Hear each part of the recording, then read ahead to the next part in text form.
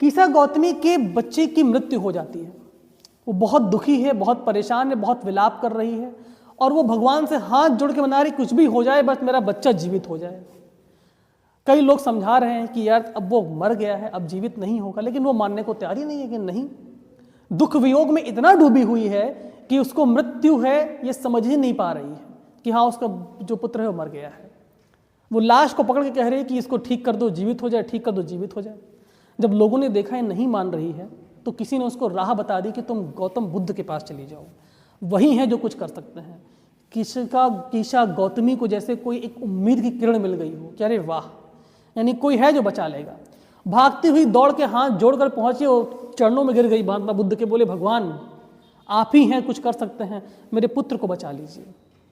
भगवान ने कीसा गौतमी को देखा और कहा कि देखो अब ये तो मर चुका है और मृत्यु तो सबको आनी है, क्या तुम क्या मैं, एक दिन मुझे भी जाना है।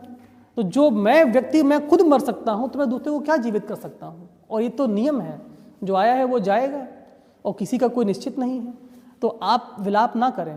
कीसा गौतमी मानने को नहीं तैयार कि नहीं महाराज आप कुछ कर सकते हैं, प्रभु आप बचा लीजिए। बार बार रिक्वेस्ट कर रही हैं, बार बार विलाप कर रही हैं। बुद्ध को लगा कि शायद अब जरूरत है कीसा गौतमी को भी ज्ञान देने की। उन्होंने कहा ठीक है मैं बचा लूँगा। जैसे ही ये सेंटेंस कहा कीसा गौतमी उठ के खड़ी हो गई। उसको लगा कि एक उम्मीद की किरण जग गई। उन्होंने कहा तुम्हें एक काम करना है। बोले बताइए महाराज। बोले एक मुट्ठी सरसों के दाने लाने, ध्यान दीजिएगा मस्टर्ड सीड्स एक इंपॉर्टेंट है। मुट्ठी को कहते हैं फिस्ट और मस्टर्ड सीड, मस्टर्ड सीड्स। उन्होंने कहा एक मुट्ठी। कीसा गौतमी ने कहा एक मुट्ठी महाराज, एक मुट्ठी क्या, आप जितना कहीं मैं उतना ले आऊंगी मस्टर्ड सीड, वो तो बहुत मिल रहा है। बोले नहीं नहीं नहीं ऐसे नहीं, एक मुट्ठी मस्टर्ड सीड्स तुम्हें लाने हैं, लेकिन ऐसे घर से लाने हैं जिस घर में किसी की मृत्यु ना हुई हो। जाओ और मांग के लाओ, अपने आप से नहीं, और उस घर से लाना जहां किसी की मृत्यु ना हुई हो, किसी का कोई अपना ना खत्म हुआ हो, भाई बहन माता पिता सास ससुर कोई भी व्यक्ति किसी घर में खत्म ना हो, उस घर से ले आओ। कीसा गौतमी ने कहा कोई बात नहीं, बहुत सारे ऐसे घर होंगे जहाँ कोई नहीं खत्म हो, हम जाके ले आते हैं।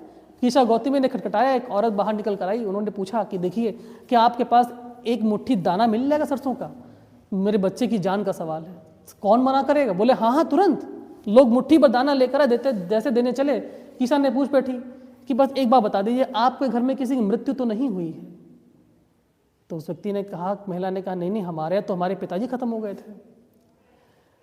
तो कहा नहीं फिर नहीं लेंगे। दूसरे घर पे गई, ऐसे तीसरे घर पे गई, जितने घर पे गई वहां किसी के पिताजी, किसी की माताजी, किसी का भाई, किसी का बहन, किसी के दोस्त, कहीं ना कहीं कोई ना कोई खत्म हो गया था। कीसा गौतमी थक गई, उसे वो घर नहीं मिल रहा जिस घर में कोई खत्म ना हुआ हो। जब थकने के बाद वो एक सड़क पे किनारे बैठती है, गुस्से में परेशान हताश कि कोई घर नहीं मिल रहा जहाँ कोई ख़त्म ना हुआ हो, तभी उसके मन में विचार आया कि यार ऐसा तो कोई घर है ही नहीं कि जहाँ कोई ख़त्म ना हुआ हो। यानी हर घर में कोई ख़त्म हुआ है, यानी हर घर में दुख है, हर घर में सुख तो हर घर में दुख भी है। तो मैं कोई अकेली नहीं हूँ, हर घर में दुख है। तो जो मेरे साथ हुआ है वो सबके साथ हो चुका है, कुछ नया नहीं है। उसे भरोसा हो गया कि यार मैं कितनी खुदगर्ज हूँ, किसी के घर कोई मृत्यु हुआ तो जीवित नहीं हो, तो मैं जीवित कराने के लिए भगवान के पास गई, जिद करने गई। उसे एहसास हो गया कि भाई जीवन क्या है, जो आया है वो जाएगा। कीसा गौतमी को एहसास हो गया और वो समझ गई जो बुद्ध ने उनको जो ज्ञान दिया वो ज्ञान उसे मिल गया, उस तक पहुंच गया।